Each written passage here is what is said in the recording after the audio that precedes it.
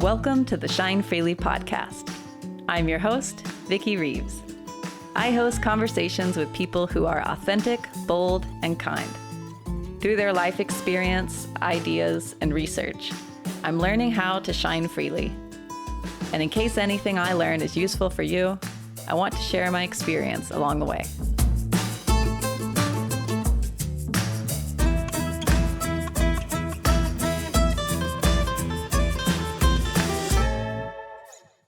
Hello, my friends. This is a gem of an episode I am excited to share with you. My guest, Cecile, is someone I got to know through my year of studying compassionate inquiry. She supported my cohort as an intern, and she helped me tremendously throughout this challenging learning experience. She encouraged me. She helped me find clarity in the midst of my pain.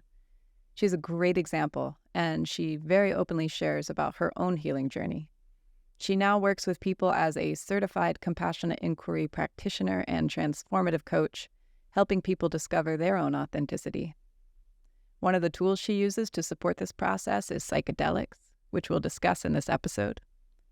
And I hope you find some inspiring nuggets of wisdom listening to her share her experience here.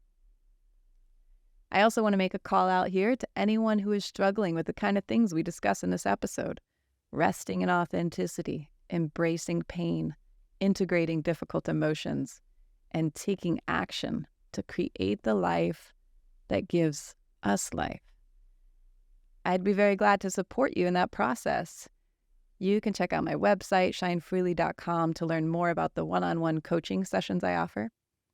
And if you're more interested in doing this kind of work together with a small group, having the opportunity to connect with your fellow humans and share experiences, or if your budget can't quite cover the cost of the one-on-one sessions, I want to let you know that I'll be offering a group program starting in January. More details coming soon. You'll find all the info on my website by December 15th to sign up for the first cohort kicking off with the new year. The group will be kept small so we can enjoy getting to know each other, as I strongly believe that human connection is vital to having energy for life. Space will be limited, so head to the website December 15th if you're interested in signing up for 8 weeks of digging deep together with deep people. In the meantime, I hope you're staying warm. I hope you find some light inside yourself, and I hope you share it with others. And now, I hope you enjoy this delightful conversation with Cecile. I'm just really grateful for the way you show up in the world, the way you support people, the way you share yourself in a very honest and authentic way. So I'm glad to be here with you today. Well, thank you so much. It's a real pleasure to be there and to continue what started during my internship with you. Well, I would love for you to give a little bit of an introduction of yourself to the people listening. Yes. So I'm Cecile. I'm French, living in Netherlands. I am now a compassionate inquiry practitioner, but that's not where I started. I started in finance and business control for about 12 years. Brutal, yeah. Well, at the time it seemed okay. But now it really doesn't. And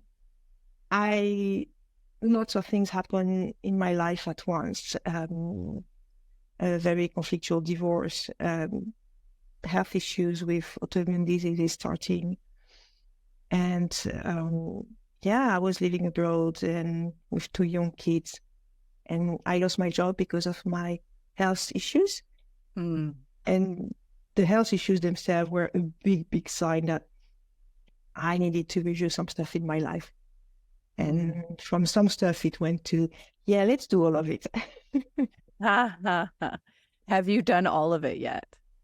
Oh, yeah. Wow. I mean, I started all of it.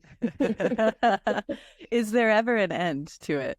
Lots of work in progress with more or less intense phases. I guess you have some phases where you can really catch a break and kind of cruise. And then at some point, something is knocking at the door again and say, hey, take care of me. Okay. It's like then you go to the next level. And once you beat level 6, you go to level 7. But I don't think there is an end level. I don't think there is an end to that. It just keeps getting more fun as you get higher and higher.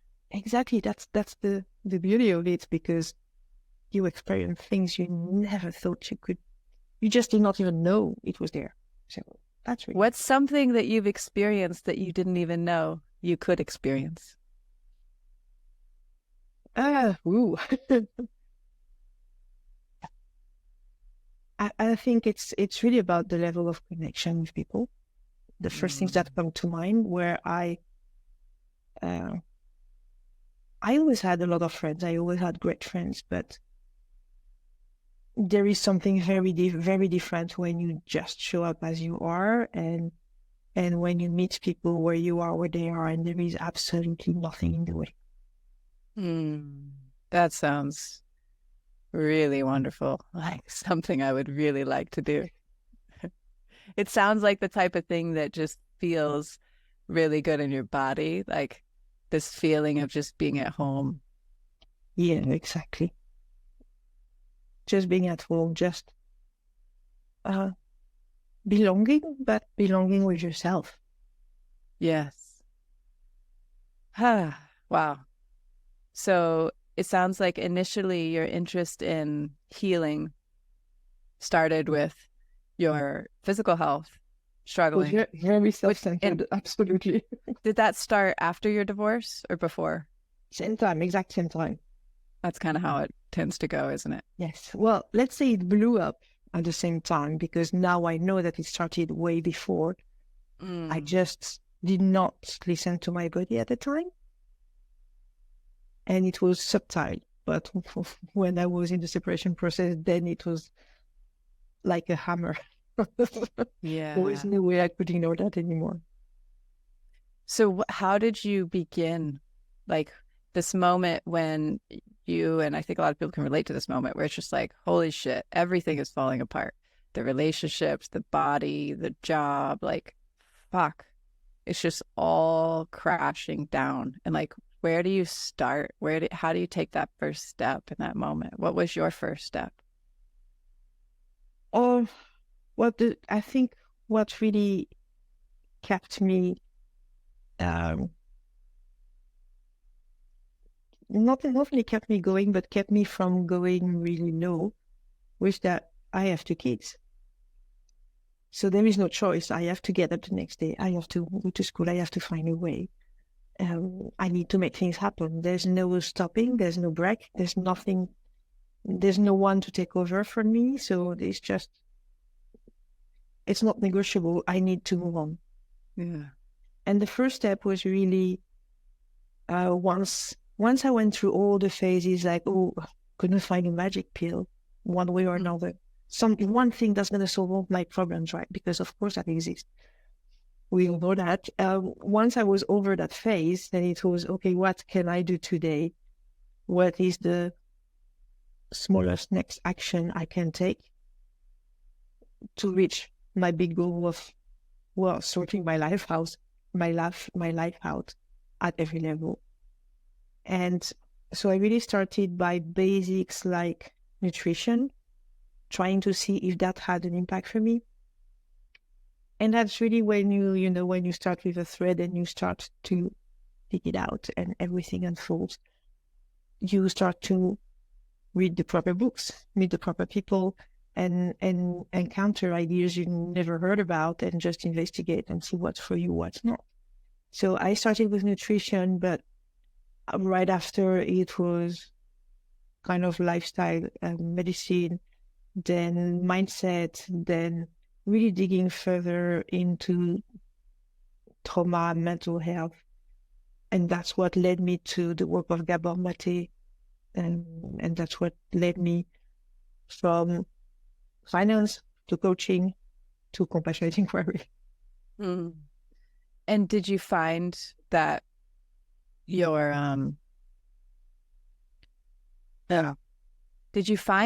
relationship to yourself was impacting the way this autoimmune disease was showing up in your body? Absolutely. It's for me,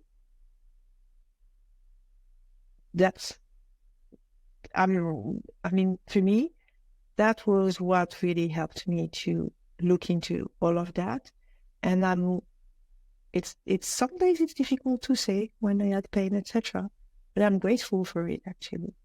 I'm grateful for this huge struggle because there was no way, if I was not pushed in the world as I have been, there was no way I would stop and look into what's going on with me, what's going on for me right now, how am I showing up in the world, what's behind that, where does that come from?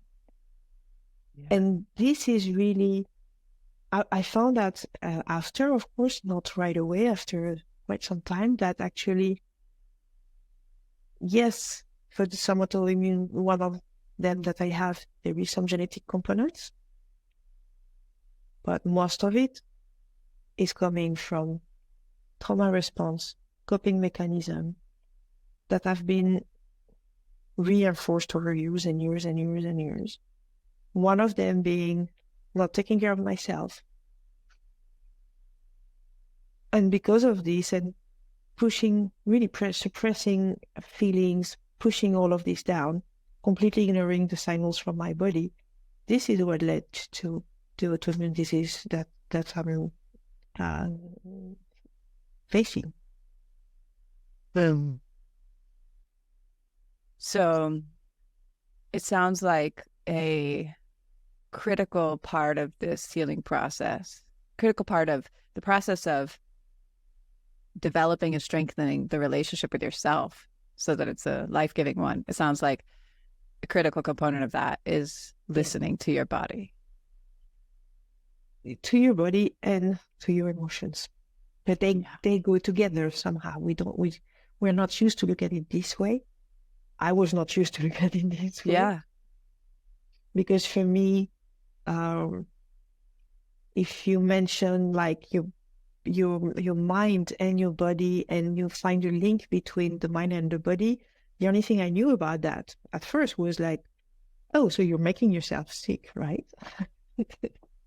Right. There's just like immediate blame is what the mind wants to do with it. Yes. Yes. And immediate blame and, oh, this is psychosomatic, which to my understanding then was you are kind of creating an issue, then you start to believe it, and then you feel pain, and then you are degrading your own health, which is not what it's about. Psychosomatic is really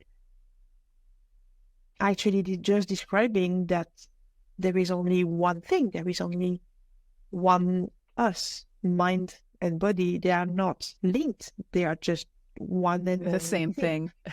Absolutely. Completely integrated. Yeah. Well, this blame thing is really interesting. I, resonate strongly with, I'm still in the process actually through CI work, compassionate inquiry work, of just noticing all the times where I'm so quick to blame myself and judge myself for my own suffering. And it's like completely unhelpful in every way. It's more than unhelpful because it's entertaining. Yes.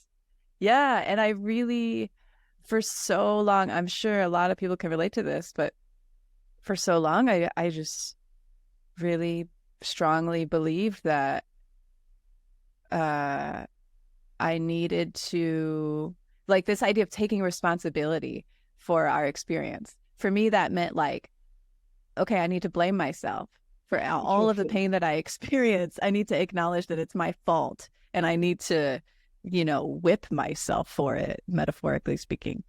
And I didn't even realize that I was doing that. Like, it was like this kind of underlying assumption I had made about life, that I didn't even realize I had made this assumption that everything is my fault. And I see how that's like an easy kind of it's an easy jump from saying like, we create our own world, we create our own life. It's an easy jump to get from there to say, that means we're fucking at fault for everything. Yeah. And that's, and the thing that is missing there, and that most of us, a lot of us, are not taught when we are young, is about self-compassion. Yeah. Because for many of us, this just not even exist. It's not in our realm. We can have compassion for others. But for yourself, no, doesn't work. Push harder.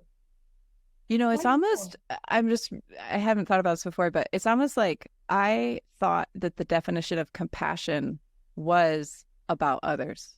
Yeah. Like for me, the idea of giving it to the self, it was like, but that's not what the word compassion means. Like compassion means caring for others. Yeah.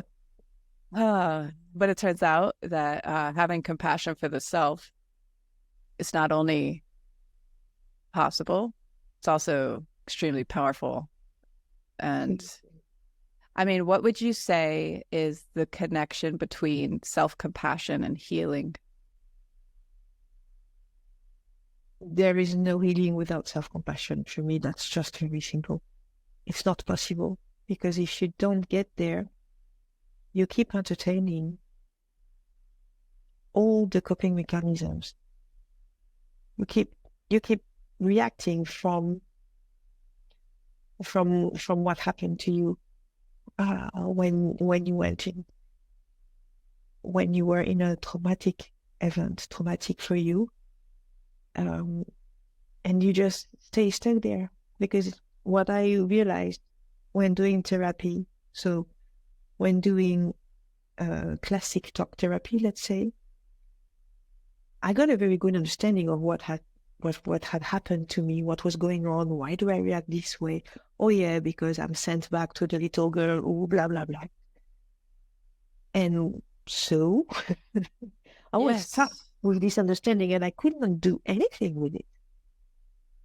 Oh, I gotta take a big pause right here, because this is the moment, and I think you watched me in this moment so many times, where it's like, okay, I'm pretty sure I understand it all. I've sorted it all out, intellectually. Yeah. But the sorting it all out intellectually does not equal healing. And my mind, because it has a high capacity to sort things out intellectually, it wants to be able to heal through figuring shit out. And it is so frustrating to me that I can't heal that way. But yeah, you're right. It is the first step. So, but the next step. What is the next step? And why can't that take us the whole way? Well, it doesn't take us the whole way because we don't connect to ourselves with our brain. We just don't. Because this is just one part of the whole thing. And the other part is the body and the emotions. So if we don't find a way to connect all of that, there is no healing, because all of that was impacted. And the only way I found to integrate is via compassionate inquiry. Because in compassionate inquiry, what we do is that we're going to connect again, not with the event, but with the emotion we had because of the event. And we're going to connect that within our body. And we're going to see that because of this, we did develop a coping mechanism. And we're going to see that at the time, it was something absolutely brilliant. It saved our life, figuratively or in reality. And so we really developed self-compassion. For that part of us, we're still trying to use that coping mechanism, thinking we are still under the same thread, and that's going to help us. And we can develop compassion, say, oh yeah, I see what you're doing. I see how you're trying to help me.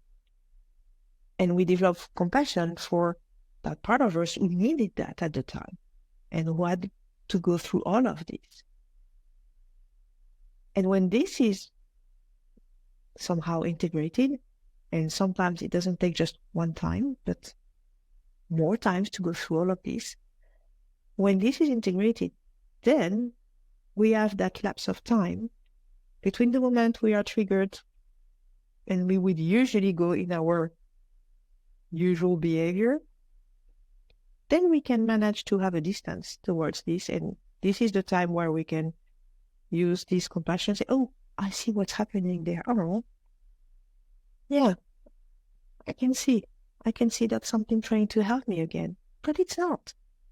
And from there, we can take responsibility, which is not saying, oh, that's my fault. I'm so bad for trying to do that again. No, responsibility. So the real ability to respond from where we stand today and not react from where we were yesterday. And when we create this space, then we can decide to change and we can try to have a more appropriate behavior, more appropriate for the person we are in the present moment and not coming from our past. You use the word integrate, which is such a seemingly like critical component of the healing process. And I'm really curious to like understand everyone's like definition of this word, or not definition, but like what do you think integration is? What do you think's happening while things are being integrated? Yeah. I kind of see it as there are several components. So there is my head who is analyzing everything and like, yes, fast, fast, fast. And you got that. So come on, move on and do it. That's one part. And then there is what I feel in my body and my emotions. This part is so slow. Compared to my brain, this part is really frustratingly slow. And for me, in that part, it's like a bucket. And for everything I need to address, the bucket can be very big or it can be from a reasonable size. For me, integration is when I've been through the whole bucket of, I don't know, pain, sadness, or whatever feelings are there that I did not go through at the time. And my head is okay with it because there is self-compassion. My head is like, okay, we can take that time to do that. And at one moment in time, the bucket is maybe not empty, but at a level where it's not going to overflow anymore. The self-compassion is there. I can see what happened. I can see what happened every day. And I can see how we stayed with that bucket and we emptied it. And my brain is like, okay, good job, guys. Let's move on. That's what happens for me when there is integration. Everything is aligned, my brain, my body, my emotions. Oh. The kind of key thing that I hear you describing there is this moment of like total acceptance. Like there's no more resistance from your brain, particularly. It's just like, okay, accept this all. We're not going to resist it anymore. And that seems to be like, for me, that's my goal, is to achieve this absence of resistance, or just like total acceptance of pain. And I think for a long time, I really thought that like my goal in life was to get rid of pain. And I was like going to jump over it or go around it or like just make it disappear because it's an illusion and it's not real, or some unhelpful thought like that. And I think probably for the first time in my life, these last few years, I've just been trying to learn what it means to just accept pain and to not try to resist it. Yeah, and go through it. And of course, there's a lot of fear because when it starts, you never know how it, when it ends. Yeah. How deep is the bucket? How deep do you have to go? That can be a bit scary. But I also believe that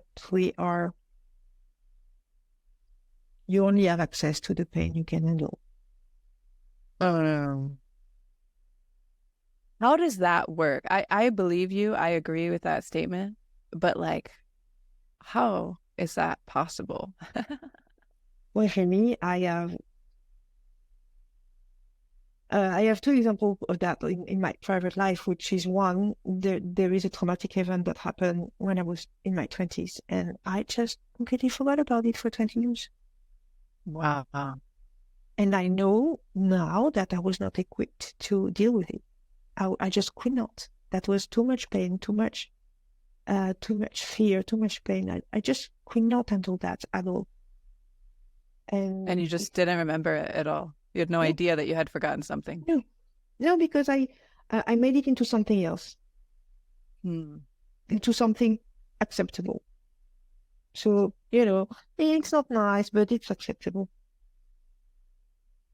So, and by doing that, you were denying all of the pain that you actually had. Yeah, because I just could not handle it. And it took about 20 years for it to come back. And at the time, I had learned a lot of things about self-regulation. I was not, well, it took me, I think, honestly, about 2 years to integrate that from the moment the memory came back to the moment. Did it come back all at once, or was it Yeah. kind of like creeping all at once? Just all at once, just like, okay. And the whole, it came back in my memory, it came back through my body. So I was losing control of my body, shaking, crying at any given time. So that was really a lot. Yeah.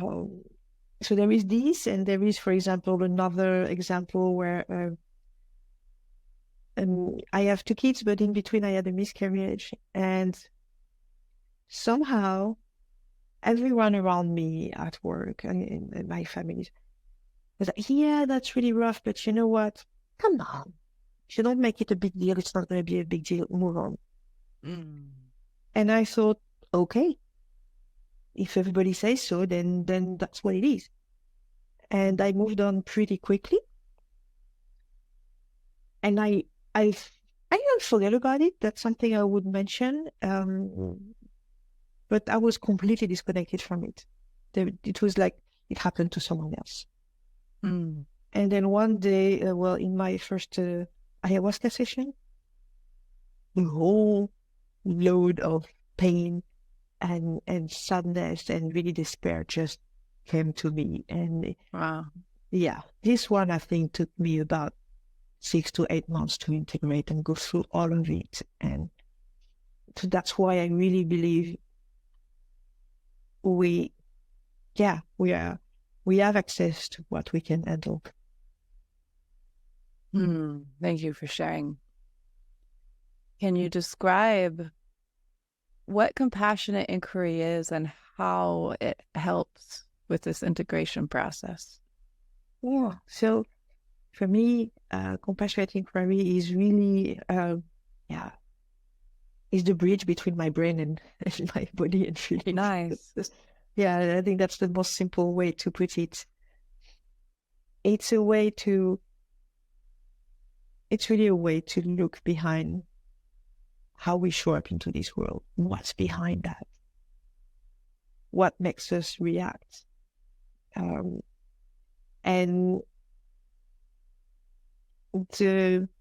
I think the amazing thing about compassionate inquiry, so it was developed by Dr. Gabor Mate, and it's spread in the world by him and an impressive team of colleagues, all coming from completely different horizons. And it's not a technique, it's an approach. So we learn some techniques. We learn stepping stones. We develop qualities of attunement, observation. But it's really everything in the relationship in the moment with the person in front of us. And really being a clear mirror so the person can see themselves, can see what's going on for themselves, and that gives them amazing clues to really dig deeper and understand what happened inside them when they were younger, where might be some trauma that needs attention, and how to integrate and align in their head, their emotions, and their body. And how would you say it's different from other forms of talk therapy? This disconnection. Nice. Yeah, for me, I do believe regular talk therapies do have their place. Absolutely. For me, I was really stuck at some point because I had this understanding and I didn't know what to do with it. Yes, I see what happened, why I do this, why I do that. And now what? I just could not, I could make some little changes in my life, but that was definitely not enough. I was missing a big link. I was missing a way to let it go, basically. Yeah. I mean, it makes sense. I mean, like when you think of action, taking steps forward, is like generally action involves the body. And so if you don't somehow incorporate the body into this process, it makes sense to me that it's very difficult to like step forward, Yeah. no matter how much shit you figured out in your head. Yeah.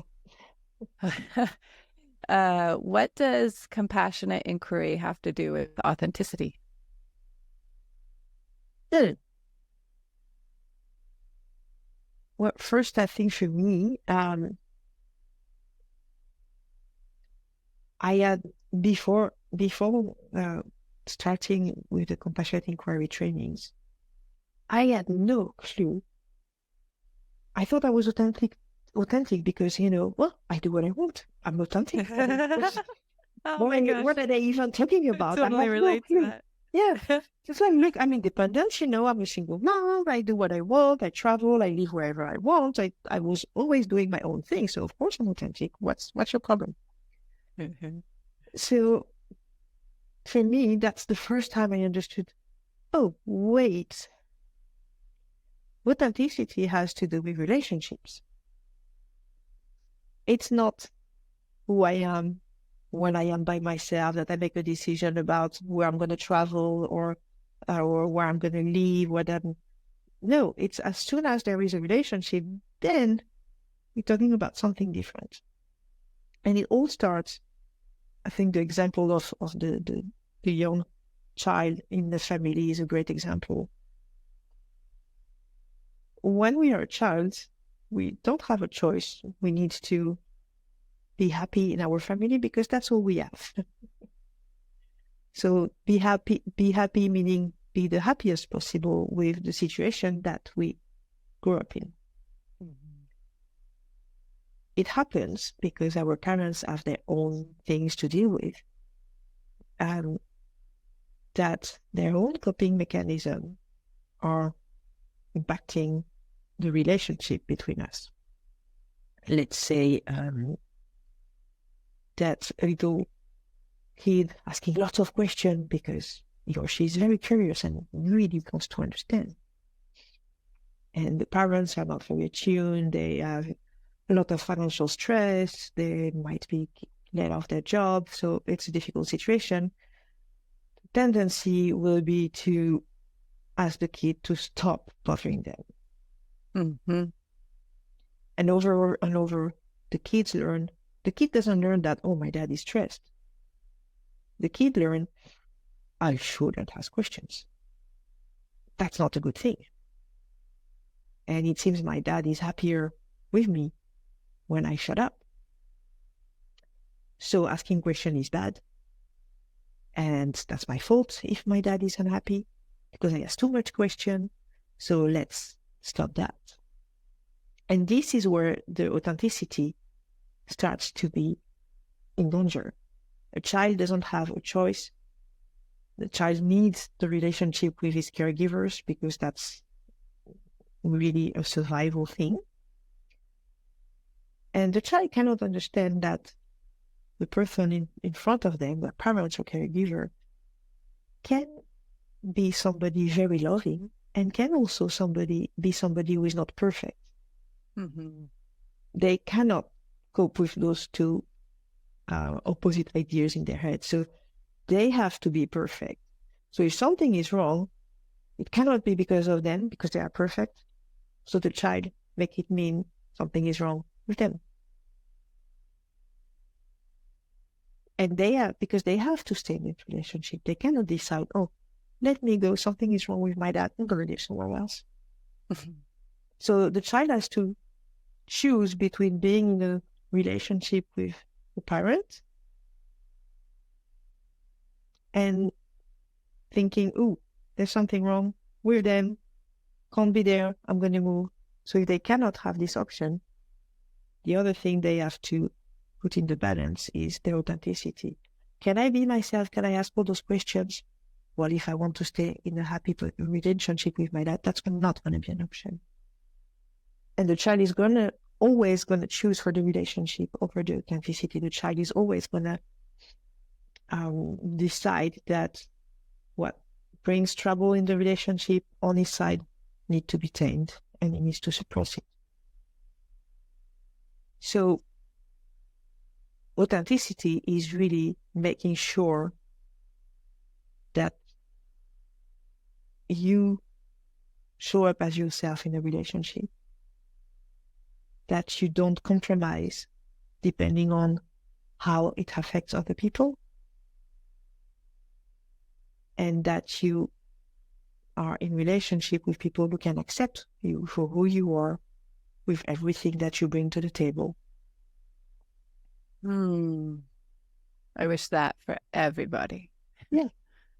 And CI was really the first angle that I found that would make things clear for me at that level, was really like it allowed you to find your own authenticity. First to understand where it was missing. Yeah. To understand that you didn't have it even. Yes, exactly. To understand that I was always choosing the relationship over my own authenticity. Always, always, always. And no, it was not because, we have different characters and very strong, and that's normal that we... No, that was not it. I didn't know how to say no. I didn't know what was a boundary. So there couldn't be zero authenticity if I had no and no boundaries. That was just not happening. Yeah. And I'm curious, do you see this authenticity struggle that humans have? Is there something unique to the way women struggle with this authenticity? For me, yes, because in many areas of the world, we are raised to put others first. And that's really exactly about the relationship with others, because you are a woman. So the relationship with men, the relationship with your children, your family, your boss, this relationship needs to come first. You need to be nurturing. You need to be careful for other people's feeling. And that's a must. Just the idea that anyone would tell a woman, hey, why don't you smile a bit more? Because it's not for others. You would never hear that said to a man. That's so true. So, again, the message is, don't really care what you feel like showing, what you feel like sharing. Please put a smile on your face, because as a woman, you're supposed to be sweet and you're supposed to be pleasant. So just do that. The rest does not really matter. I was just listening yesterday. I can't remember. I think Gabor talks about this. Like, actually, it was from Gabor, that the rate of autoimmune diseases is so much drastically higher in women. Absolutely. Yeah, it's crazy. Goodness. Yeah. True. You mentioned that something you, I guess, observe and maybe experience in yourself is women's struggle in connecting with anger specifically. What have you observed about women connecting to anger? So for me, I saw that in myself, but I can also see it in clients. So many women, they would get angry for little things, So yeah, they can get angry if somebody made a mess, but getting angry, like really upset with someone whose behavior is not acceptable, it's very difficult for many women.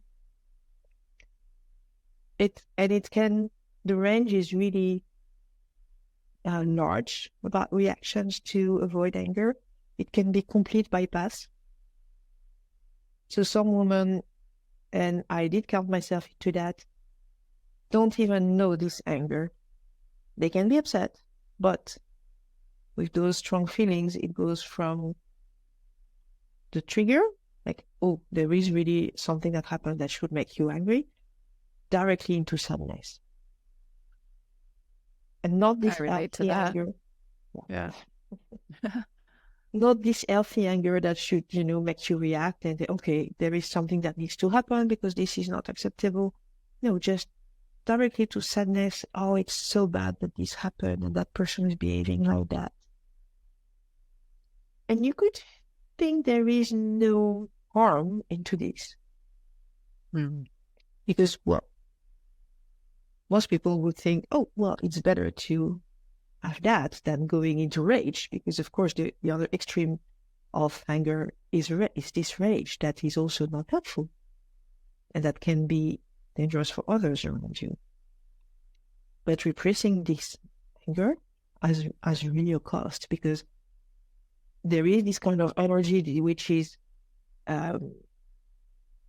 really collected, or sorry, not collected, but kind of summoned when something happened that would justify you being angry. This shows up, but this doesn't come out. This is stored in the body. I feel this, I'm like getting sick just thinking about it. I'm not actually getting sick, but I do think that this has the potential to make a person sick, for sure. Yes. And we see with animals, you can see I love this experiment, or not experiment, but there is a video of an antelope chased by a lion. And you really think he's going to get her. But actually, before he gets to her, she just falls, like drop dead. Just completely dead. And the lion arrives and he's around her, but he doesn't touch her. And he leaves. Because the idea is that, oh, she dropped dead. Maybe she's poisonous, she's sick, I should not eat that. So that's a really great mechanism from the antelope that they develop. So when it works, the lion walks away. And after a little while, but the antelope really looks completely stiff, dead, completely gone. And after a little while, you see the antelope is just moving slowly back onto his feet, and then shaking her whole body for a few seconds, and then she goes away like nothing happened. There is this release of energy in the animal world, and we don't do that. That's such a great example. It's such a great illustration. It reminds me of there was a moment this summer where I had so much rage in my body. I was just like, this person that I already had rage from before had done something to hurt one of my friends, and I was just like, oh my gosh, I'm gonna burn something down. I was just so upset. And I knew I could like feel it in my body. I'm like, okay, I've got to get this out of my body somehow. I can't let this stay in my body. And at the same time, like, I don't want to get involved in a situation at all. Like, I don't, I just like stay away from it, but somehow get this out. So that was when I went and made I made a music video to the Twisted Sister song, We're Not Gonna Take It. I don't know if you're familiar with the song. They came on my radio in my car, and I just started like screaming the words at the top of my lungs. And then as soon as it was over, I was like, I have to do that again. And I think I played the song like 12 times in a row, just like screaming. And then I'm like, okay, now this is getting fun. Now I want to make a music video out of it. So I highly recommend to anyone who's struggling with rage, like, go make a music video. Or you can, what really helps me, but I cannot use that too much because then I get sick. It's the roller coasters. Oh, wow.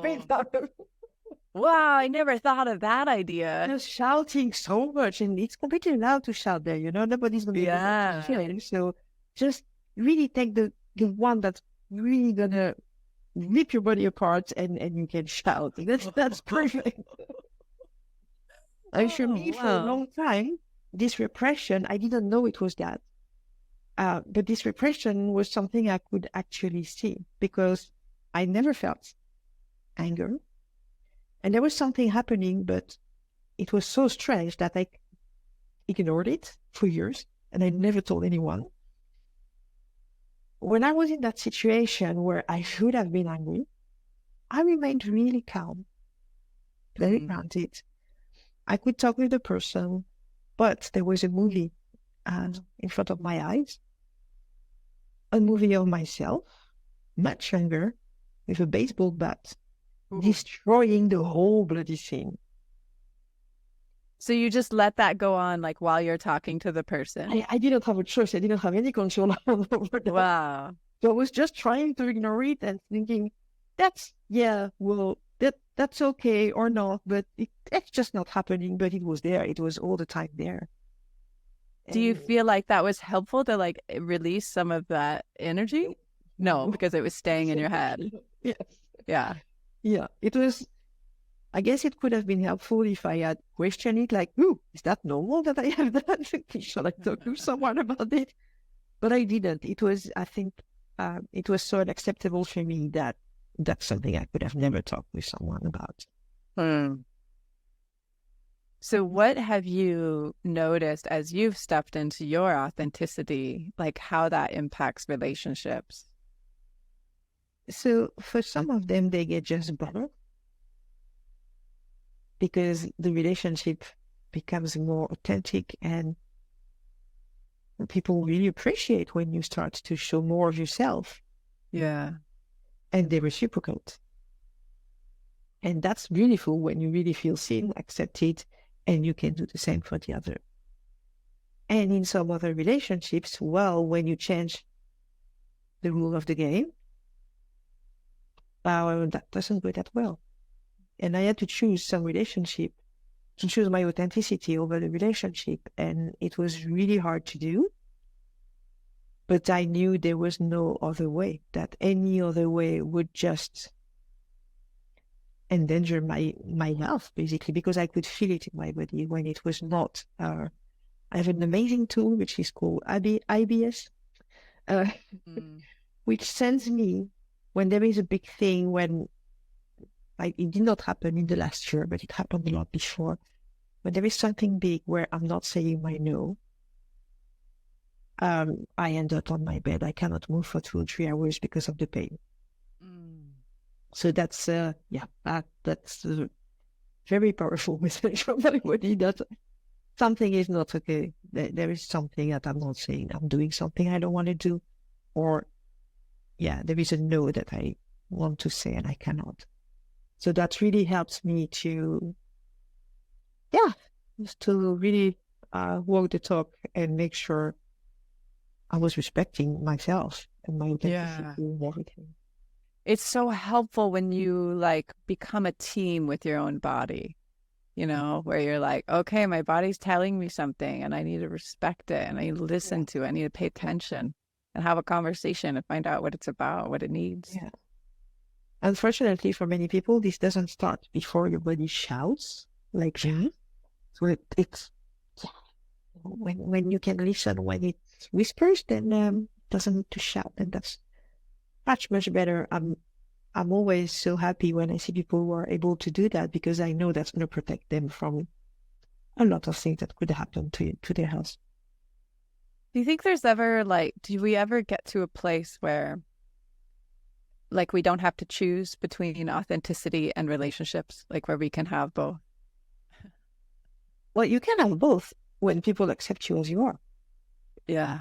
So I guess it's just finding or cultivating the relationship. Yeah, exactly. What happens with time is that you have much more insights right away about the persons you're choosing, and you choose people who are more from the same, let's say, from the same realm. People who it's not about having the same values. It's about people who are open and can be okay to disagree.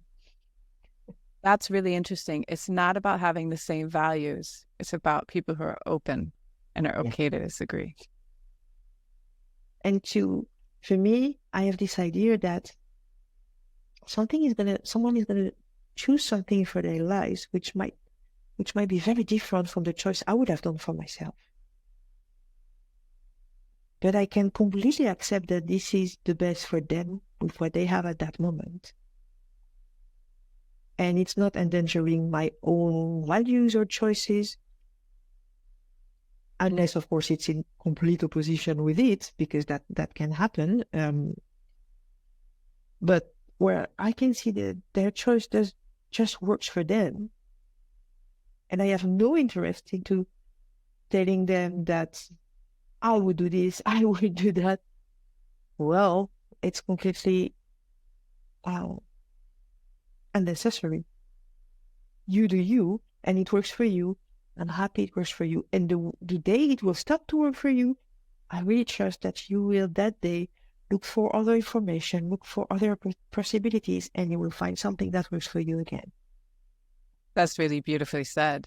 What's coming to mind when you say it is I've just recently been noticing that it's hard for me to have an opinion about politics anymore. I used to have a lot of strong opinions, and I think I had good reasons for my opinions or whatever. But now, like, whenever I see people having a perspective on whatever political topic, like, most of the time, all I see is their pain.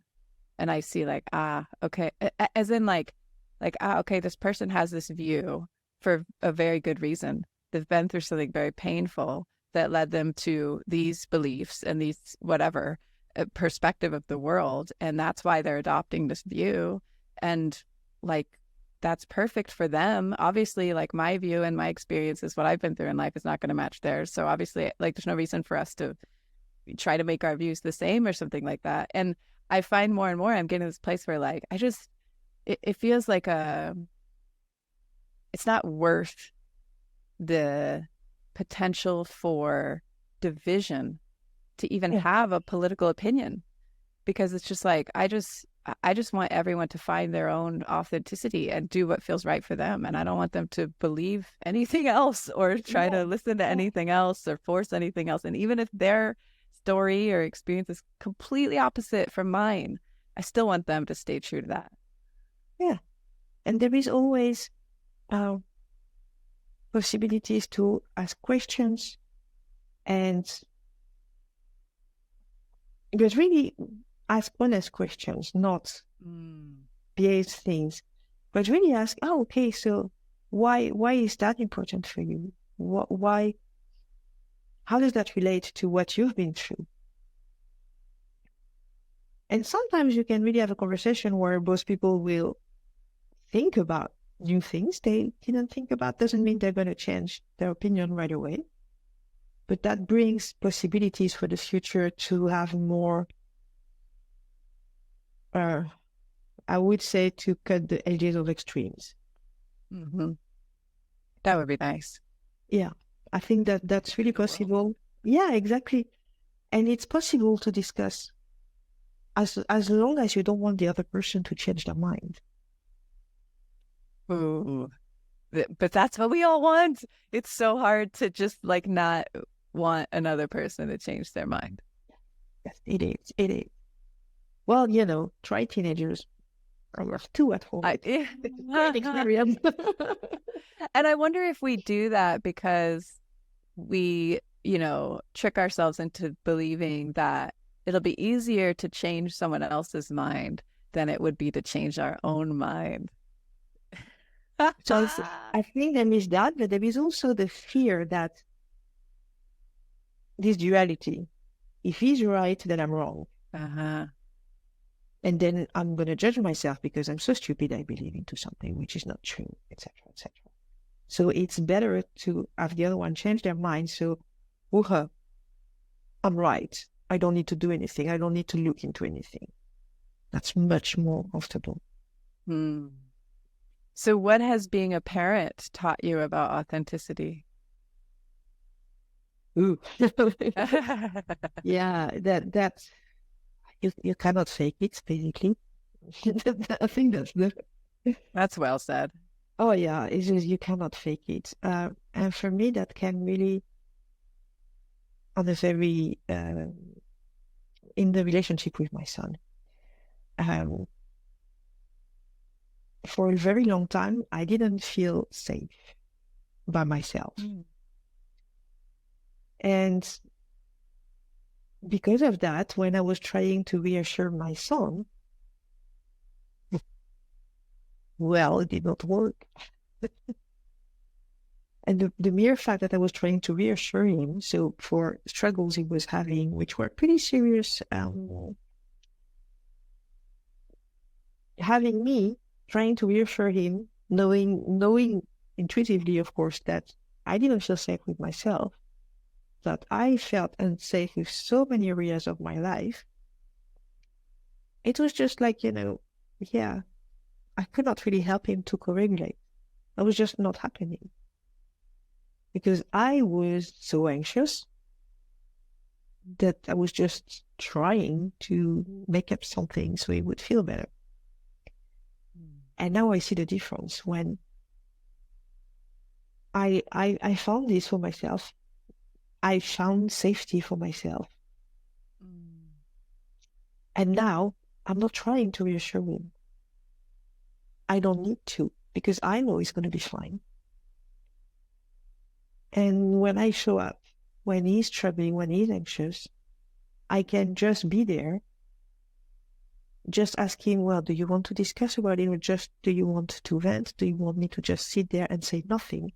And very often it's like, yeah, do that. Sit there and say nothing. And I first acknowledge his feeling, yeah, I can see it's really hard for you. Completely understand that. You must feel sad, you must feel angry. Oof, yeah, that's heavy. And that's it. And say nothing. And because he feels me there, with compassion, but unfazed, because I know the big picture, I know he's going to be fine at the end, then this really gives him a base to co-regulate and use my strength, somehow use my safety to slowly build his own. Has he noticed a difference? Yes. Absolutely. I really love, I want to just put a note on this thing, your son saying like, yeah, just be here with me. Like, don't do anything, just be here. And I was having a really, really hard time last week.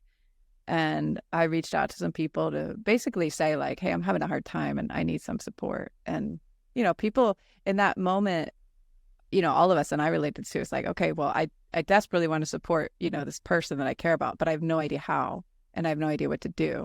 And so I want everyone that's listening to this to hear that when someone you love is struggling, all you need to do is be with them. Absolutely. Just spend time with them, because that's like what we all need, especially in this world we're living in today where like people are so disconnected. We're just starved for this connection. I really see it more and more as like a critical element of life. It's like life energy comes through being connected to each other. And when we're not connected to others, we just start to shrivel up, like quite literally. It's pain. For me, it's really feeling, I think. Yeah. And for all of us to know that, like, I totally relate to this. Oh, this person's struggling and I really want to help, but like, what could I possibly do? I don't, there's no way I could possibly help them. But it's like, no, all you have to do is like have a cup of tea with them. Yeah. Sit under a tree with them. And you can ask them also, what do you need from me? How can I help you the best? Do you need to just vent and I listen? Do you need advice? How can I help you the best? And people will let you know. Yeah, I'm really just recently became very interested in like, how can we like, just as community members and human beings, how can we all like start working on these skills together? We're just learning how to support your fellow family member or neighbor or friend, like when they're struggling, because so many people are struggling right now. And then the rest of us are just kind of like, oh, we don't really know how to support you. Like we'll pray for you or whatever. But just these basic skills of what you just said, just like ask people what they need, ask them if they want you to listen, or if they want you to help find a solution, or if they just want you to watch a movie with them, or exactly. Or and also say, hey, maybe it's not the right time for you. Maybe right now you need to be alone. Is that okay if I check in? And if that's the case, is that okay if I check in 10 minutes for my son and sometimes 1 week for a friend? Yeah, that's a great question too. I really like that question. And it's so nice when you're the recipient of that question you just feel so cared for. Like you don't, Yeah. even if you say like, I want to be alone for the rest of the day, but you can check in tomorrow, then it's like for the whole rest of the day, you have this knowledge in your head that there's this Yeah. other person out there caring for you and thinking about you, and they're going to come check back in tomorrow. Absolutely. And I know for me, what changed was also being able to do that, because I was never able to do that before. I needed to fix everything right now, and you need to feel better. So my job is done. Yes. But there was a lot of ego. There was this story that it's my responsibility how you feel. So if you feel bad, it really reflects negatively on me. I'm not doing my job. And now, well, this is the story that my ego has, but I know that's just a story. So if you feel bad, I have lots of compassion for you, and tell me what I can do, how you want it, in which timing, so you can use me to feel better. It's not me making you feel better, but you can use things that I can bring you to make yourself feel better. And that's a completely different story. I have zero ego. That's why now if I'm told, can you leave me alone? Yes, of course. When do you want me to check back in? Is that okay if I check back in 10 minutes? Is that okay if I call you in 2 weeks? Because it's just not about me. Yeah, and I think that the relationship between a parent and a child, it's like, oh, there's no, in my experience, there's no more difficult relationship to like really let go of this idea that you're responsible for the other person's pain. Because because you're the parent, and it's like, but I am responsible for this child. So like, there's something I do. I have some responsibility here. So something that helped me a lot that I can't remember where I saw it on Instagram, and I was instantly like, oh yes.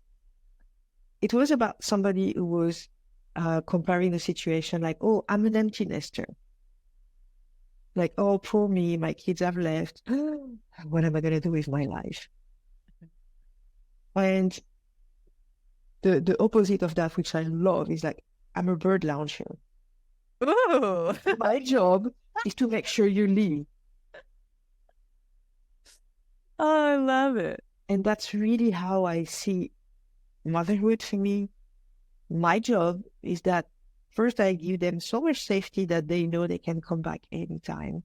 And whatever happened, whatever they did, they can come back.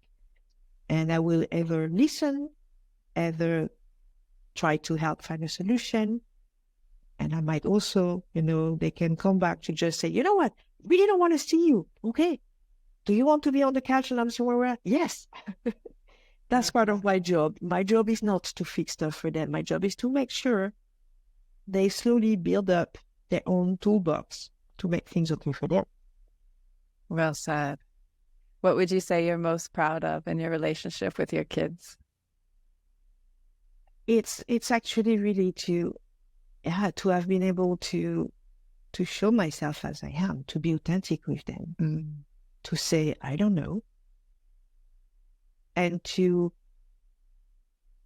help them see me for who I am and not being on that kind of pedestal that some parents think they need to be on, and I was one of them. And for me, that's the best gift I can give them, because that allows them to not feel they need to be on the pedestal, or they need to reach sometime a pedestal. That's not part of being human for me.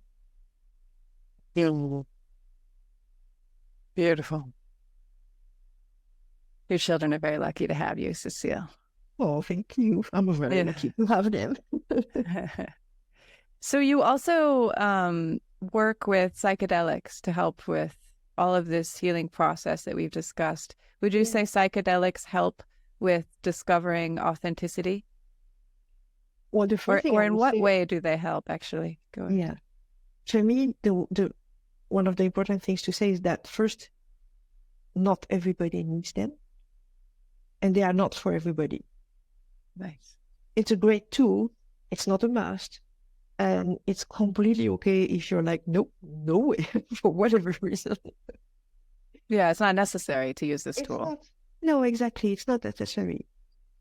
sometimes for me, so I started by actually my own experiences before working with it. My first experience was when I was 18, and that was not really something I thought very long about before, and that was just the spur of the moment. And I was traveling in Mexico, and I was with my cousin. I was 18, and say, hey, what about taking peyote? Maybe not. Oh yeah, but you're going to be so bored because me and my friend, we take it. Okay. By the way, everyone listening, we're not recommending you go to Mexico and no. especially when you're 18. Exactly. And that was a long time ago. That does not happen anymore. And I had a mystical experience. It was absolutely incredible. Suddenly, I understood the universe. I was the universe. I understood how it worked. There was only one language, and suddenly my Spanish was absolutely fluent. I would understand everything, and everybody understood me. And it was just like pure, this deep understanding and connection with the universe. And at that time, I was safe and at peace.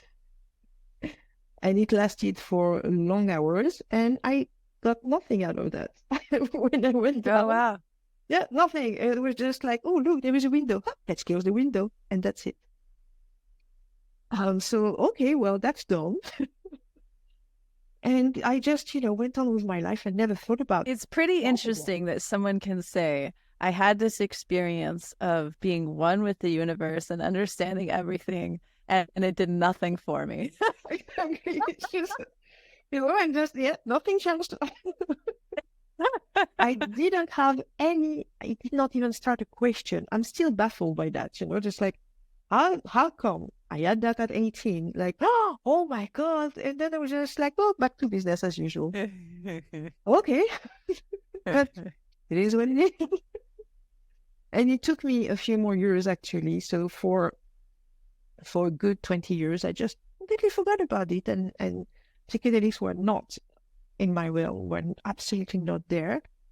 Even when I was living in Netherlands, where a lot of them are legal, when I arrived here, that was just not, I don't know, that was just not for me. That was not in my world. But when I started to go on my healing path, first physical and then emotional, and look into what happened to me and what happened for me inside me at that time, at some point I really felt stuck. There was something I just could not access. And everything I tried with every kind of therapy just did not do it. And I really felt, oh, well, that's the best indication for psychedelics, because my subconscious is blocking it so hard that I need a way to open that. And that's when I went for ayahuasca session. And yes, it did the job. And for me, psychedelics really help when there is something that you don't have access to. And I believe in that wisdom of the plants, that they will only give you what you can access. And sometimes, so you need a notch, but they will also give you, on top of the experience, in the following weeks, they will give you neuroplasticity so you can do something with what you got. So it's really change your life in some way. Absolutely. And integration is completely different.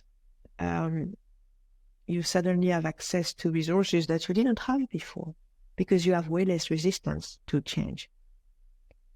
Because our brain is gonna, it's easy for us to create new neural pathways.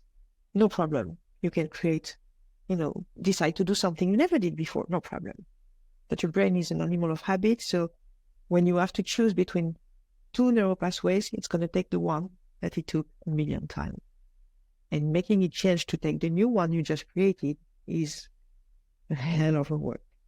But with the psychedelics, when you are in that window of neuroplasticity, usually a few weeks after the experience, then your brain has no resistance to say, hey, yes, okay, I'm going to do that today. So you can really train your brain in that window to do things as you want them to do. Hmm. I'm just noticing my brain preparing for this experience. um, so I hear you describing the critical importance of integration, Yes. which happens after the psychedelic experience. It's like when you want to renovate a house, basically. So first you make the list of everything you need to buy, which is, okay, deciding I'm going to go for a psychedelic experience. Then you buy the material. This is the psychedelic experience. If you don't put it in the house, well, you're left with a house which is still to renovate and a lot of material that you bought in the middle and nothing happens. You have to put it in. Oh, it's a great, I'm just, I guess, struck by, I think, how little attention we give to that part. It's like we, we might have insight into something, some big question or some big problem in our life, but if we don't do something with the insight, nothing changes. Nothing changes. And it might even be worse because now you are aware that something needs to change. And you were not before. Before you just maybe had a gut feeling that, oh, there's something that needs to be addressed. Now you know what. But if you don't take the opportunity of this integration during that window, then you're left with this, oh my God, so I have this problem. This is what needs to change. And you just beat yourself up because you're not doing it. Yeah.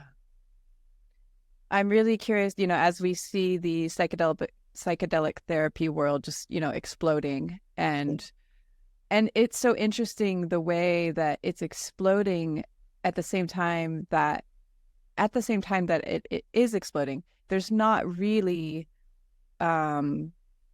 ample opportunities for people that want to work with people during their psychedelic journey. They're not really ample opportunity to like learn how to do that or to train or to, get some experience shared by people who have a lot of experience doing it.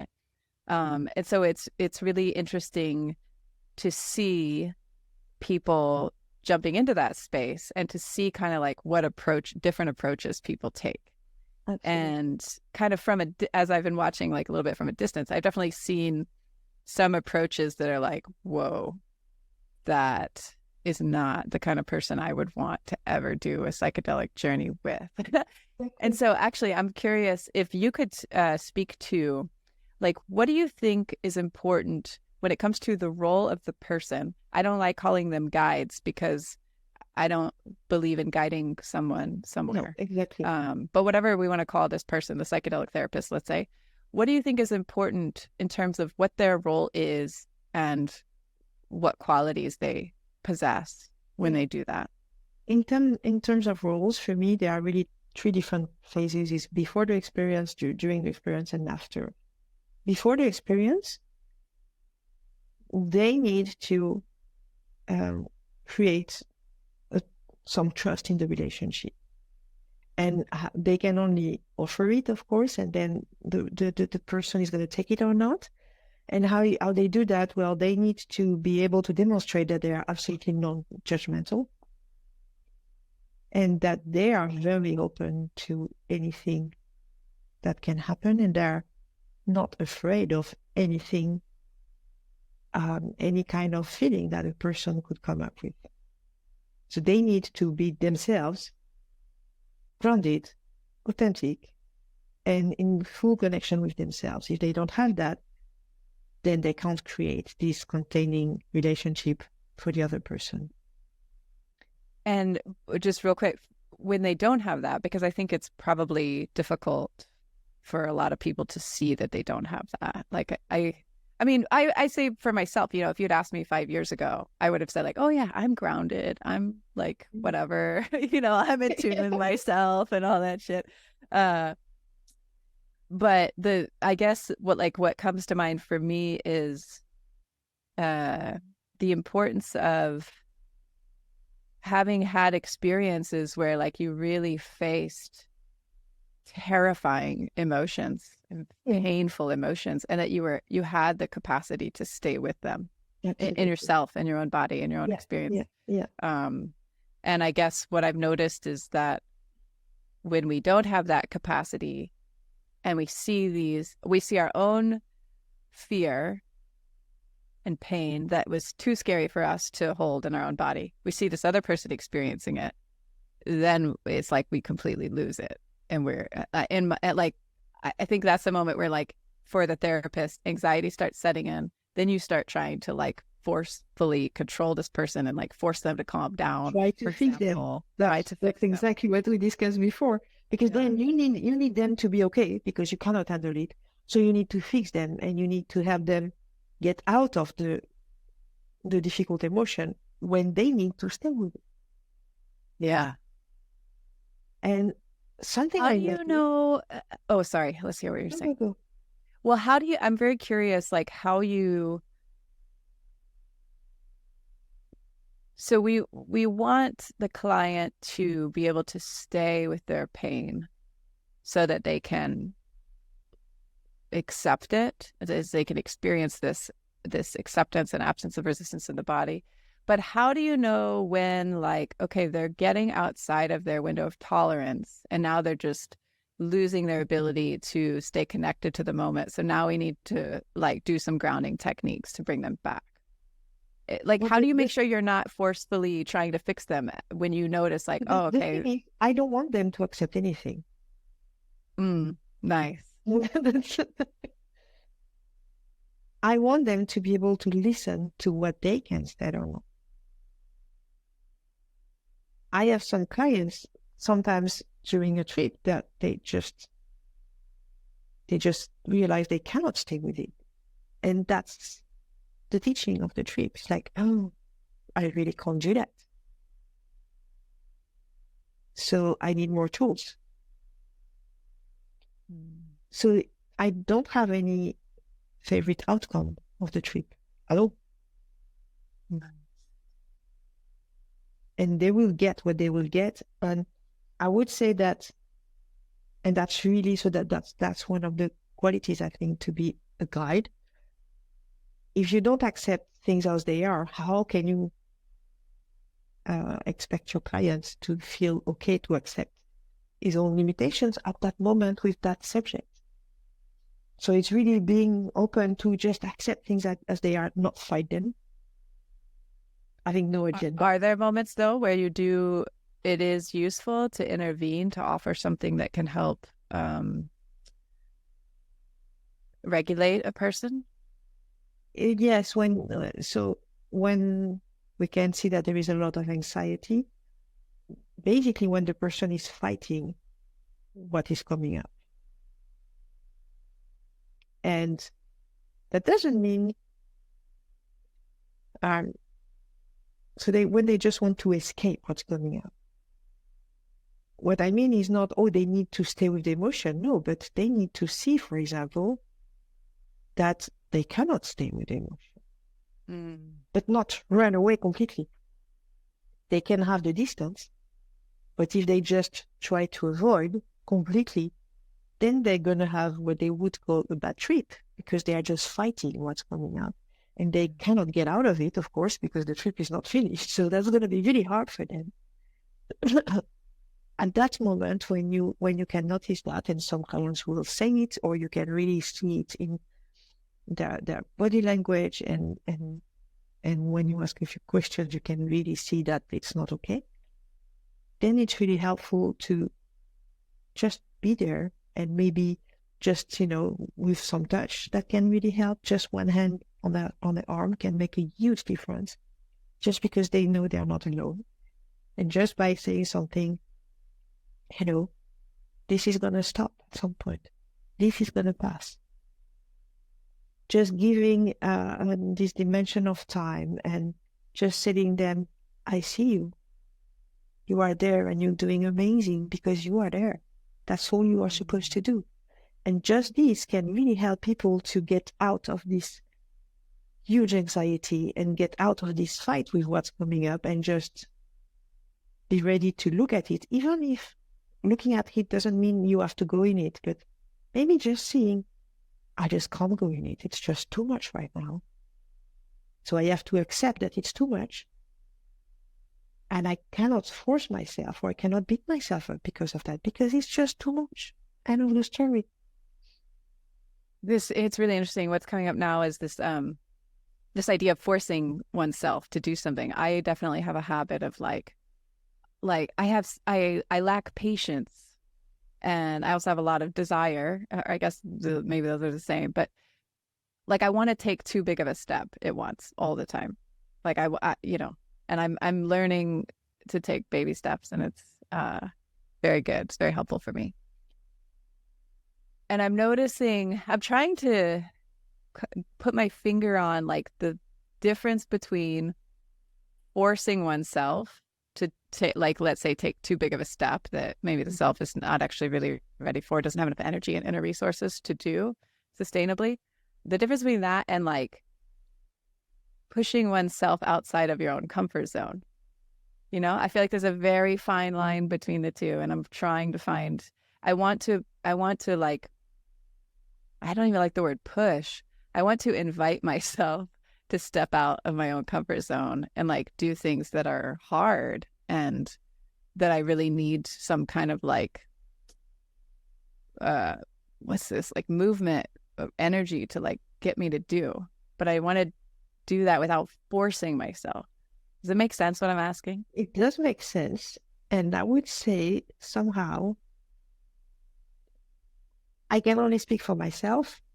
I don't know if it's the same for everyone and for you, but somehow for me, I noticed that when I'm in the pushing and like, oh, you know, do this, do that.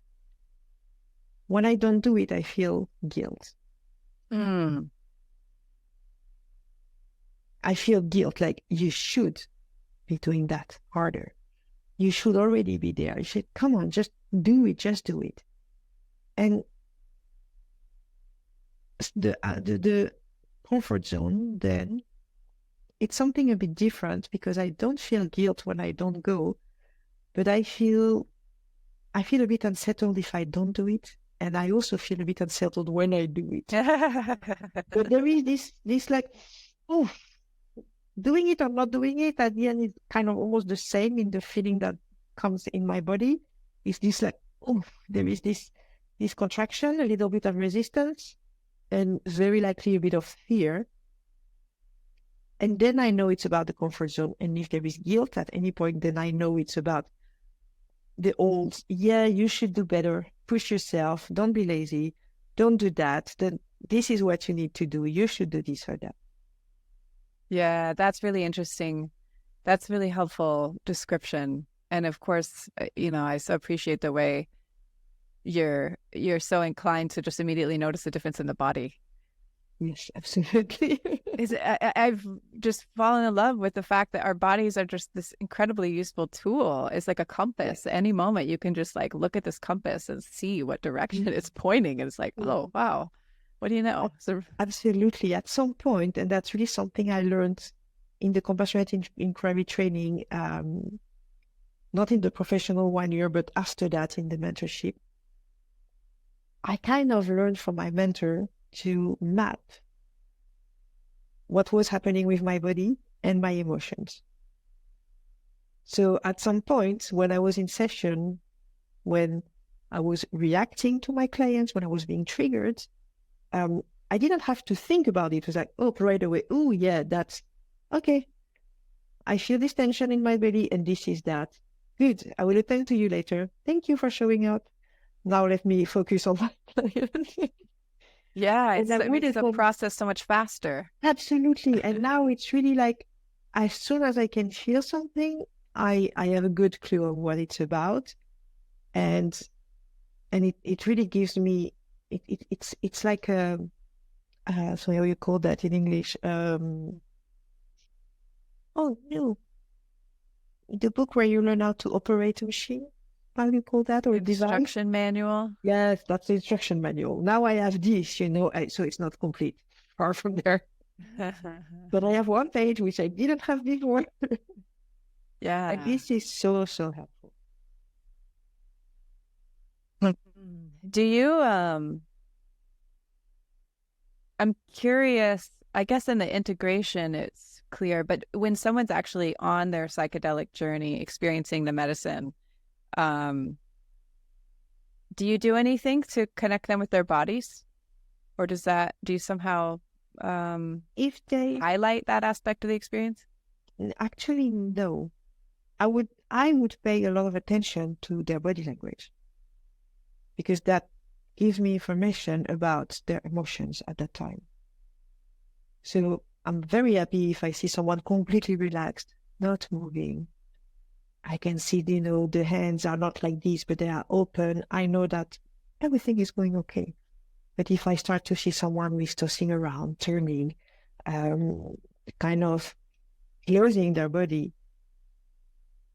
then I'm going to be more close to them, just checking on them, not asking too many questions, because they can just go through something and be okay going through it, or they can be resisting. So, for example, if I see someone who's going to stand or sit and open their eyes, they are in their head and they're enjoying a lot of things, because it's really nice to have some hallucinations when you're working with psilocybin, for example, as I do. But they didn't come to me for that. They came to have an experience from within. So then I'm going to help them say, you know what? Great that you're connected with your body, but your eyes are not serving you for your purpose right now. So go back to bed, go sit down, go lie down, close your eyes and focus on your breathing, for example, because I know that with that, they will connect again with their whole emotions and their whole body sensations, not only the eyes, which are for most people connected to the brain right away. It's pretty phenomenal the way the breath just connects us to all of that. Absolutely. It's to me, it's like magical. I can't think of a better word to describe it. It's just like everything is there in the breath. Yes. It's always with you. You can always use it. And that's really, I think that's the most important thing we say just before a trip. You have one thing that you can always go back to, whatever is happening, your breath. So if it's too much, go back to that. Just focus on this, concentrate on that, and everything's going to be okay. And it really works like that. What would you say, what role does curiosity play in the healing process?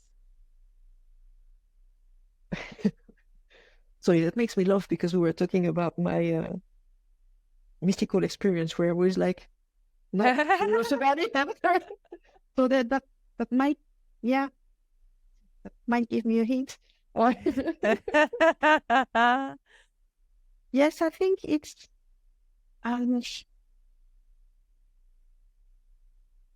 so it's very difficult for me to talk about curiosity, because it's like embedded in openness. That's how I see it. It's like, yeah, if you are open, you are curious, because you're just like happy to hear about anything or to research or to. So for me, that goes really together, and it's really needed to hear about. So what I would say, for example, I was curious about so many things about people. I always asked a lot of questions, and really curious about how people handle this or that, and how we are all different. And I cannot count the number of times this helped me later. Just, oh yes, oh wow, that reminds me that person, they looked into that, they did this. I said, oh, maybe there's something for me now in that. So that's really like seeds. Basically, when you're curious the whole time in your life, you just collect seeds, and some of them, they will grow into something, and some of them they won't, and maybe you will pass them to someone else. Because, you have this stuff, and somebody told me about that. You should have a look into that. And then you are, at that moment, the one connecting people to exactly what they need in that moment. So that's really amazing. Just because you've been curious about it and wanted to hear a bit more about something, and you can bring that to someone else. And it's completely not related to you, and yet That's you are the one beautiful. bringing it. Yeah. Wow, I never thought of it that way. Well, on the topic of curiosity, what would you say you are most curious about right now in life? Oh,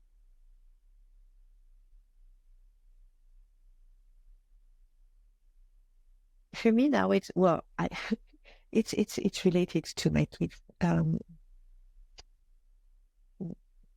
When until recently, I would say teenagers for me were just like not something nice. I didn't have a great time going through it. I never thought it could be great for anyone, for the person going through it, for the people around. That was really something very negative in my head. And I would never even say it, but it was just, oh, everybody knows that, right? Yeah, that's the impression I get. My daughter's 8. I haven't experienced the teenage years yet, but Yeah. I get the impression it's quite challenging as a parent.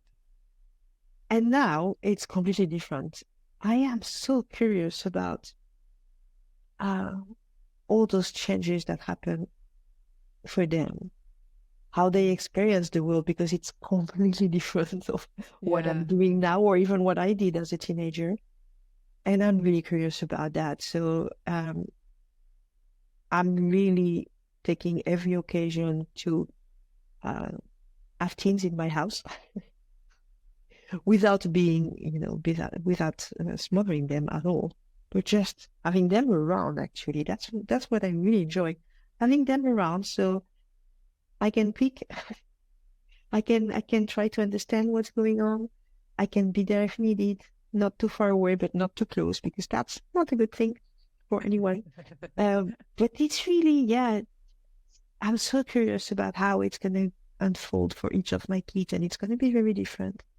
But curious about all the stages and how do they, how they try kind of personalities of themselves, versions of themselves, and see what's going to stick, see what's going to be away. I find it absolutely fascinating. Yeah. Oh, it's such a strange time to be a teenager. I mean, I guess it always is, but it just seems like inevitably 5 years from now the world will look completely different than it looks right now. And Mm, I never felt like that before. Like never before did I feel like 5 years was going to make that big of a difference in just, daily life or whatever. But when I try to think about like what my kids' life will be like 5 years from now, I'm like, no idea. no. And what about your life? Yeah, yeah, exactly. Exactly. And maybe it's not really about the state of the world. Of course, there is some of that, but maybe it's about some acceptance on your side that the only permanent thing is change. Yep. Now you know that. Maybe you didn't before. Yeah.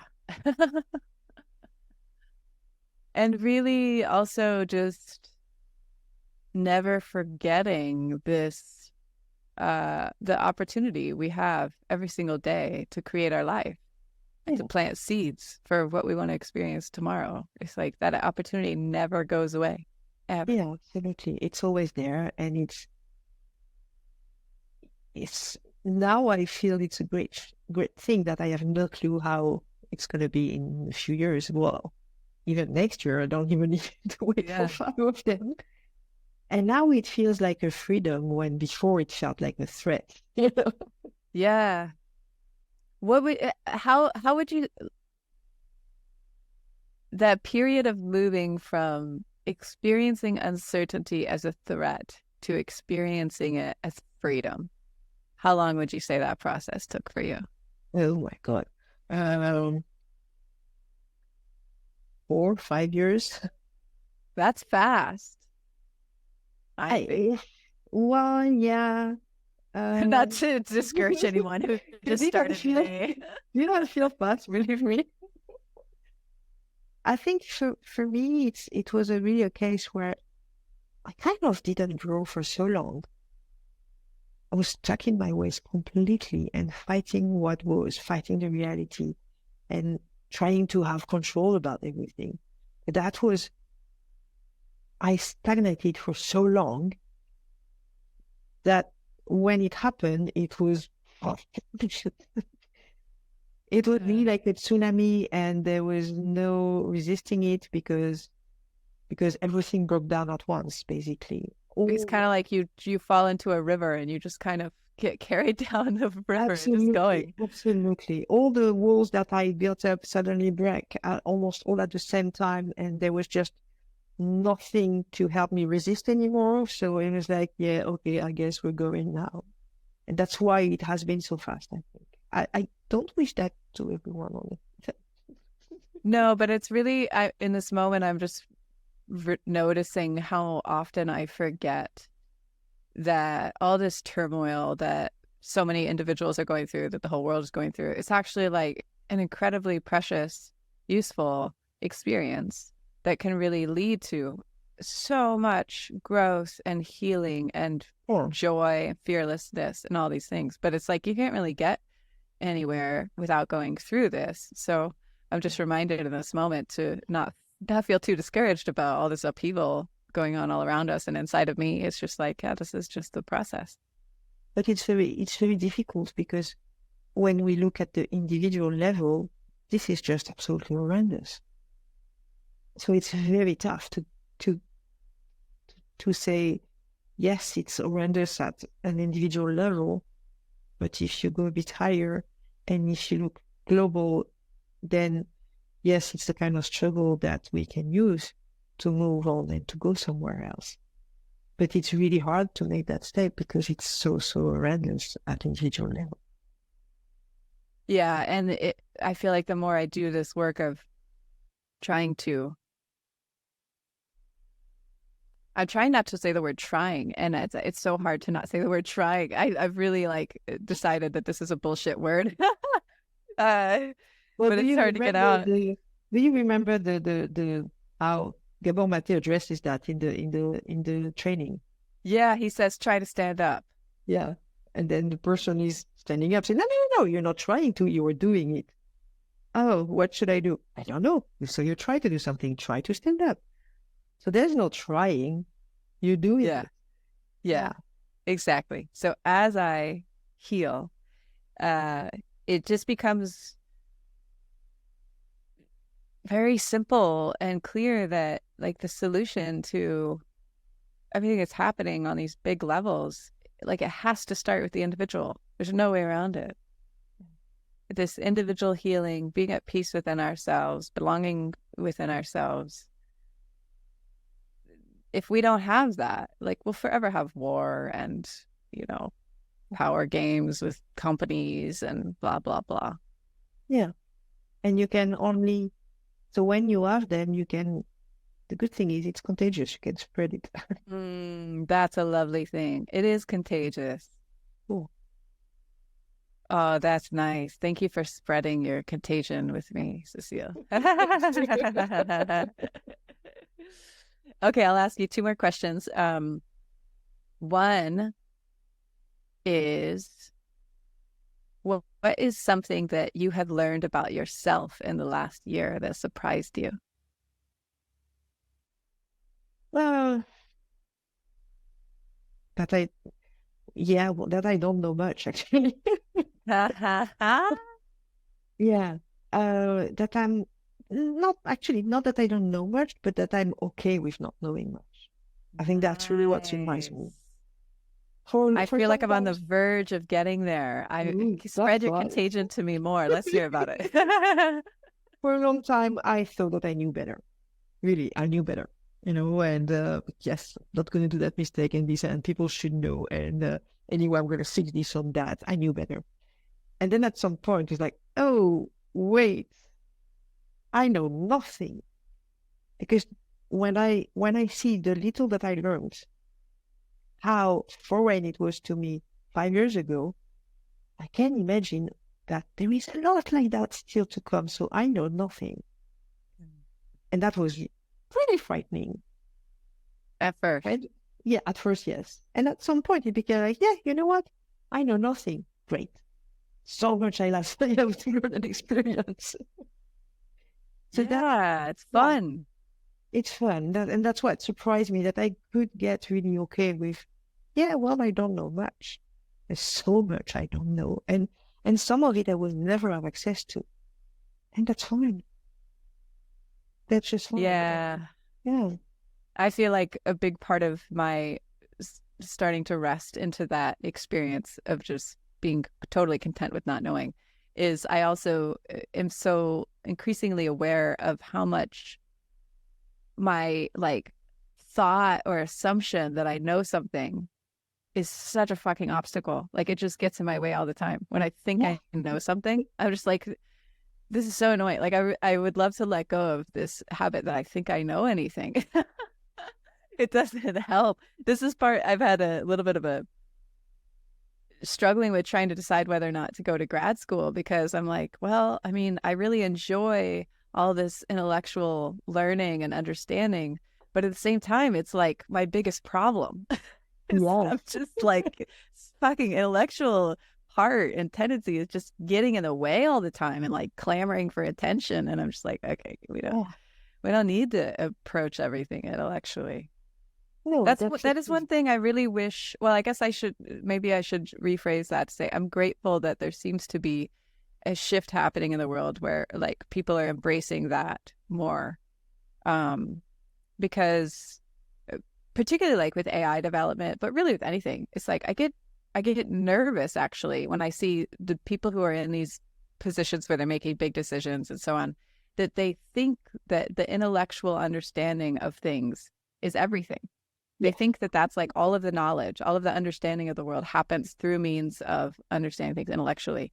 And it's just like, I can't even find the words to express how small of the amount of like knowing in the world happens through this intellectual way. And meanwhile, all of this out here that like so much of our like leaders in the world are not really paying attention to, because they don't even like acknowledge that it exists. It's like, no, we're going to put all of our attention into this way of understanding things that's very, very small. Yeah. The thing is, most of the time, to get in a position of power, there's a lot of trauma behind that. Yeah, it's true. I really, I've been doing some work like coaching executives, and I would really love to continue working with people who are in these positions of power, because I'm just so passionate about, also because I've experienced directly the harm that people can cause in these positions. And, you know, to give them some credit, I guess, like they don't realize they're doing it. They're not trying to cause people harm. But they're disconnected from themselves. And so they can't even, it's like almost impossible to avoid. If you're not connected to yourself and you're in a position where you have an impact on a ton of people, you're going to cause some harm if you don't connect to yourself. Yeah, but that's a kind of side effect. Unfortunately, that's indeed not an intention, but that's just what happens. Yeah. I was excited to see the internal family systems group are developing some trainings like specifically for working with executives and political leaders and so on, to help them connect with this authentic self and lead. You know, that must be fun to watch. Yeah, that'd be really fun to watch, and then get them all on some psychedelics. Well, actually, the company I work for is developing a leadership psychedelic experience. So great. Yeah, and they are able to invoice companies, and it's legal. So I hope that's gonna take over. Yeah, that's wonderful. I hope that you know, like CEOs and politicians and so on start speaking out about it more. How is it in the Netherlands, like with the kind of social view of doing psychedelics? Like in the US, it's definitely shifting, but there's still, I would say probably more than half of the population is still kind of like, oh, those are drugs. Those are like, that's what druggies do. They do psychedelics. Yeah. I think it's a bit different here because it's legal for a very long time. So it was never demonized. So like if a CEO was to come out and say, I worked with psychedelics and I had some healing experiences, people would be like, oh yeah, okay, cool. That's what we do. Maybe not. Some of them would be really offended. Oh, really? Yeah. It's easier to talk about sex sometimes than psychedelics in the Netherlands. Wow. Yes. Yeah. And so some of them would be offended. Many of them would be curious, actually. And the good thing here is that people are really direct. So you know Nice. right away what they think.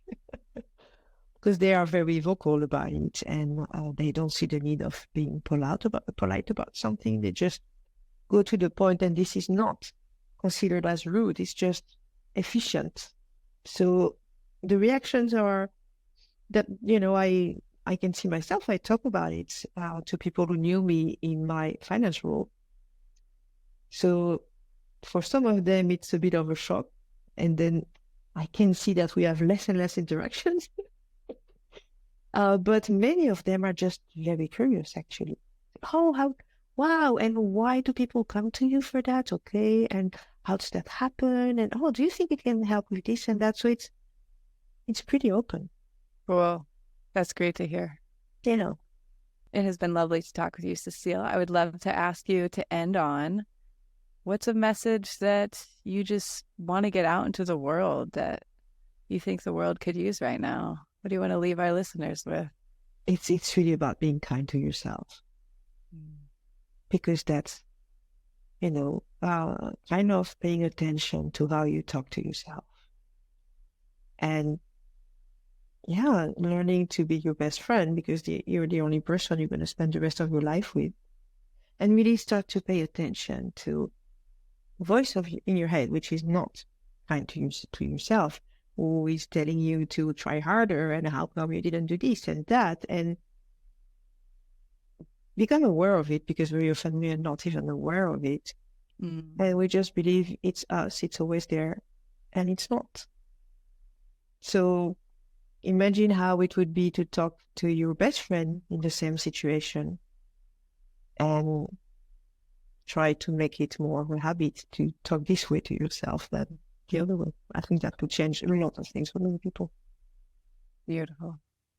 Thank you for your example, and thank you for sharing your experience. It is inspiring to hear. And thank you for all the work you do to lift other people up and to be kind to yourself. Thank you so much for having me. And I don't want to make anyone believe that I am there, work in progress for everything. Oh, that's also good to know. So I know you have a website where people can find you, and you work with people online. Are people able to hire you to work over Zoom if they want some sessions, Absolutely. Compassionate inquiry sessions? Yes, I do compassionate inquiry on Zoom. You can find me at by-cecile.com. And I have also clients coming for psychedelic work from all over the world, because it's safe and legal in Netherlands. We work with psilocybin. So that's also an option to get in touch with me for that. And I can redirect you to the company I work with. So yes, be my guest. Beautiful. All right. Well, I hope you enjoy the rest of your day, Cecile. And thank you for everything you shared.